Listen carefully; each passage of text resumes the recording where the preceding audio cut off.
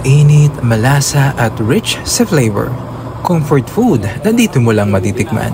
Eto na ang Pansit Abra ng Judy's Abra Pansit Mickey na matatagpuan sa La Loma, Quezon City. Ang Pansit Abra ay sariwang Mickey na gawa mismo ng mga taga-Abra, kaya malasa at fresh ang noodles. Ang sabaw ng Pansit Abra ay talagang nakakagana dahil sa pinaghalong iba't ibang sangkap, kaya naman bawat subo mo ay punong-puno ng umami at linamnam. Isang trademark ng Pansit Abra ang sawsawang may suka na nagbibigay ng asim na pampagana at perfect pang-balance sa alat at taba ng sabaw. Bukod sa masarap, presyong abot kaya ang Pansit Abra, kaya patok ito sa mga naghahanap ng comforting na pagkain, simple pero busog, sulit at panalong lasa. Ordinary natin na walang itlog is 55. Meron ding ordinary na may itlog 70.